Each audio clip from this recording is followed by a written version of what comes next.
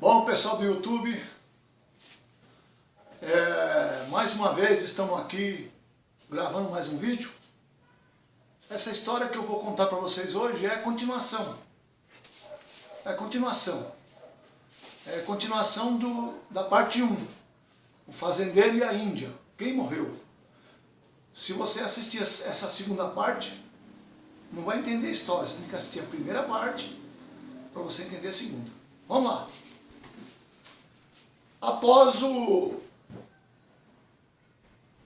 todo mundo no enterro, estava o prefeito, estava o senhor Kimura, estava o carpinteiro, estava todo mundo reunido ali na fazenda do seu Quinzinho, todos ainda chorando por causa da morte daquele cristão que morreu. E o seu Quinzinho muito aborrecido porque ele ia sentir falta do seu amigo e seu melhor empregado que ele tinha na fazenda. E naquela época, na década de 1920 mais ou menos, era tudo muito difícil. Tudo muito difícil. Não tinha internet, carro era poucos que tinham, só carroça mesmo. Estava todo mundo reunido ali no enterro. E a festa continuou. Começou no sábado e foi até o domingo. Quando foi domingo à tarde, enterraram o morto. E aí um dos empregados chegou para o seu Quinzinho e falou: seu Quinzinho, e a casa do homem, seu Quinzinho? Casa daquele homem que morreu, daquele crente que morreu, como é que vai fazer? Aí ele falou: deixa comigo que eu vou até lá. Seu Quinzinho pediu para os empregados arriar o seu cavalo. Ele tinha um cavalo bonito, avermelhado, sela que ele tinha mandado fazer, estilo americano, uma sela linda. Colocou sua camisa de festa, se preparou como se fosse para visita. Chegou lá, como ele sempre fazia, amarrou o cavalo dele na cerca, abriu o portão e entrou pela casa dentro. Era uma casinha simples, muito simples, coberta de sapé. Tinha ali uma varanda de 2 metros por 2, cerquinha toda de madeira, de balaústra. Na casa assim de um cômodo só, o banheiro ficava por lá de fora. Tinha a sua caminha ali, criado mudo feito de tábua de porteira. Tinha uma gaveta e uma parte de baixo. Tinha um armário com 4 portas, 2 pratos, 2 copos. Tinha 2 facas, 2 colheres. Fogãozinho a lenha, que aquele cristão morava ali. E então o seu Quinzinho sentou naquela cadeira. Já era segunda-feira. Era segunda-feira, quando ele arreou o cavalo para ir na casa do velho crente que tinha morrido. E aí ele, sentado naquela cadeira, começou a lembrar das palavras que aquele homem falava para ele: ó, seu Quinzinho, não ajunta tesouros na terra. A gente trabalha tanto nessa vida para juntar e fazer tanta riqueza, que no final vai ficar tudo aqui. E seu Quinzinho, por respeito, por amizade daquele homem que já estava caminhando para os 80, mas que era boa na lida, trabalhava como ninguém, não deixava para trás ninguém. Seja os novos, seja os homens mais velhos, ele trabalhava junto. Bom de enxada, seu Quinzinho adorava aquele homem. E ele, lembrando tudo isso, falando ali meio que sozinho, lembrando do seu velho amigo que tinha enterrado. E aí, seu Quinzinho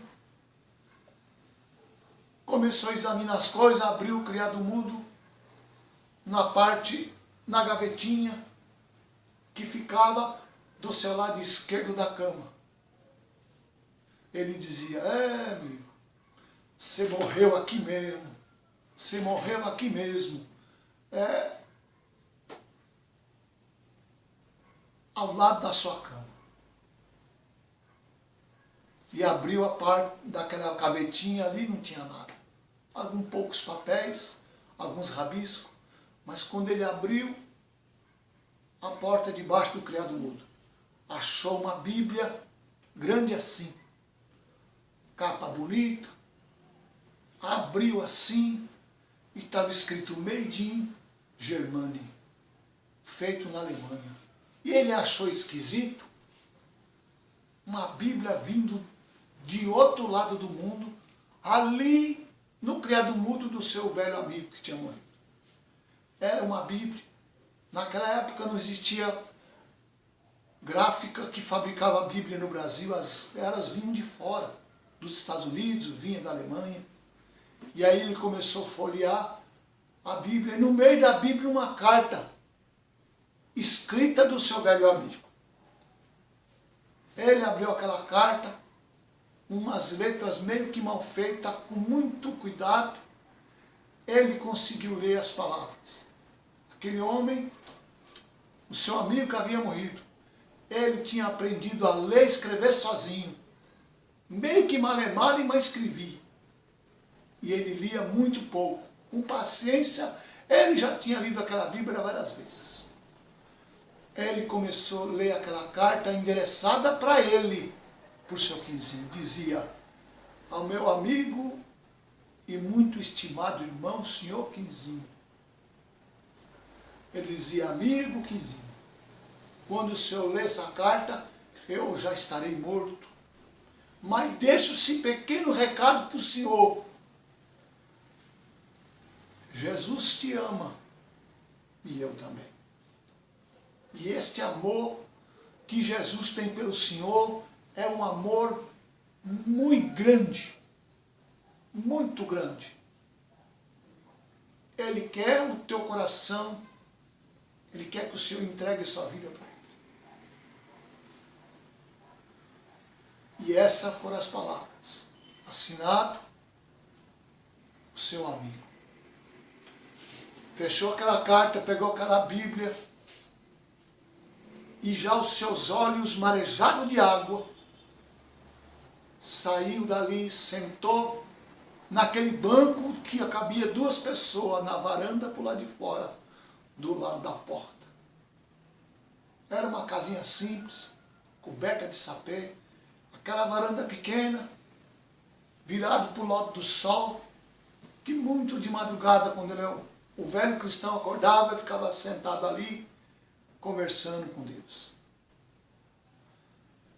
E então, o seu Quinzinho, passando a mão nos olhos, tirando o chapéu por respeito, e pela primeira vez ele conversou com Deus e disse: por que o Senhor levou meu amigo? Gostava tanto dele. E agora, como é que vai ser? Falou aquelas poucas palavras, pegou aquela Bíblia, colocou no alforge, ali da sela do cavalo, que estava esperando amarrado do lado de fora da sela. Sentou ali, naquela sela vermelha, com flores desenhadas. Pegou o cavalo e foi em direção à sua fazenda. E ali guardou aquela Bíblia. E conversando com a sua esposa, Dona Ilza, uma mulher de estatura baixa, de 1,5 m, cabelos até que assim, já querendo embranquecer. Seu Quinzinho tinha um cavanhaque, cabelo já quase embranquecido, por causa da sua idade. Os seus filhos já adolescente, reuni todos à noite, porque ele tinha ido de manhã, reuniu-os à noite, conversou, e pegou a Bíblia e começou ler para eles. Começou lá no começo do livro de Gênesis. Todos eles tinham boa leitura, já tinham viajado lá para fora, para os Estados Unidos, para o Canadá, até para a Europa. Mesmo naquela época, eles já tinham viajado por todos esses lugares. Ele começou a ler e eles ficaram impressionados porque eles nunca tinham visto falar de uma Bíblia na vida. E assim foi durante muitos anos. Vários anos se passaram, num total de mais de 15 anos. E ali, já por volta de 1935, o mundo já tinha saído da Primeira Guerra Mundial, já estava com o vislumbre da Segunda Guerra. O Sr. Quinzi, então, tomou uma decisão e disse: mulher, meus filhos, minha filha, eu resolvi que vou vender a fazenda e vou embora do Brasil. E todos muito assim, entristecidos, porque o lugar era bonito, ficaria ali o pé de fruta-pão, aquele banco feito de aroeira, feito pelo seu avô que havia morrido. E assim foi o que ele fez. Uma parte da fazenda repartiu entre os empregados, vendeu a fazenda, pegou tudo que tinha e foi embora do Brasil. Se instalou ali no Canadá, numa região bonita, montanhosa, e ali comprou umas terras. Mexia com gado e também com madeira. E ficou sabendo que ali ao longe, alguns quilômetros da cidade, tinha uma tribo indígena ali do Canadá. E ele já havia se convertido, se tornado um cristão cheio da graça e do Espírito. Foi com a sua mulher, com seus filhos, visitar essa aldeia. Chegando ali, aquela tribo meio que preocupado quem eram aquelas pessoas, ele logo se identificou. E aí, um deles ali, o chefe da tribo, reconheceu ele, porque o Sr. Quinzinho ajudava muita gente na cidade. E algumas vezes já tinham ajudado eles. Recebeu eles muito bem. Quando ficaram sabendo que a sua mulher era descendente de índio, eles logo acolheram muito bem. E assim foi. Aquela tribo se tornou a família deles. Estavam sempre por ali, conversando. O Sr. Quinzinho sempre levava alguma coisa, levava um bezerro, levava uma cabra, levava para eles matarem, comerem ali, junto com eles, naquela eles chamavam de ceia, conversando, sempre dialogando. E ali seus filhos começaram a namorar, algumas mulheres que moravam ali, também da tribo. A sua filha também conseguiu ali, filho do chefe da tribo, se engraçou para o lado dela e começaram a namorar. Anos depois, todos casaram. Dona Ilza, uma mulher baixinha, valente que só, já conhecedores bem da Bíblia, que era, apesar de ser índia, uma mulher estudada. E ali, naquela oração, no casamento dos seus filhos, agradeceu a Deus pela sua vida, agradeceu a Deus pelo casamento dos seus filhos, e assim foi. Eles abandonaram aquela fazenda, venderam tudo aqui no Brasil. A fazenda que eles tinham se tornou, depois, com uma criação de gado que eles tinham à parte, eles tinham vendido. Anos depois ele ficou sabendo que virou tudo mato. Ficou ali o pé de fruta-pão, aquele banco de aroeira ali no canto. Uma parte dos seus empregados que tinham recebido terras, alguns haviam morrido, outros haviam vendido. e se acabou a terra, a fazenda do seu Quinzinho ali no Brasil. Agora eles instalados ali no Canadá, com a sua nova família, levando a palavra, e este é o fim da história. Este é o fim da história dessa família, que Deus salvou através de um homem. Um homem que tinha saído da escravidão. Saiu da escravidão. E quando ele começou a trabalhar com o seu Quinzinho, tinha recebido aquela Bíblia de um viajante que tinha vindo da Alemanha. Tinha dado para ele essa Bíblia. E ele havia, aquele velho crente, havia aprendido a ler e a escrever sozinho. E através do trabalho de um, salvou muita gente. Bom, esse é o fim da história. Seu Quinzinho, depois de muitos anos que seus filhos haviam casado, já ele e a dona Ilza, bem velhinhos. Quando foi um dia, os seus filhos adentrando ali o quarto, eles moravam numa casa enorme, todos juntos. Os seus filhos foram se despedir dos pais à noite, a pedir a bênção do pai e da mãe. E já a dona Ilza e o seu Quinzinho, bem velhinhos, de cabelo branco. Ambos haviam morrido. Sempre dormiam de mão dada. Os dois morreram. O chefe daquela tribo, que tinha eles como irmãos,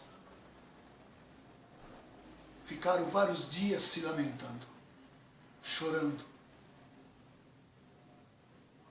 E todas as vezes que eles se reuniam, eles contavam para as crianças, para os pequenos índios, quem era aquele casal que havia chegado ali e que tinha mostrado para eles quem era o Criador. Eles fizeram um belo enterro. Os índios daquela região fizeram questão de enterrar eles num terreno sagrado que eles tinham na tribo. Está lá até hoje o túmulo do casal, que veio de longe e que trouxe para eles a salvação. Esse é o fim da história. Espero que você tenha gostado. Um abraço. Assiste a primeira parte e compartilhe esse vídeo na rede social. Um abraço.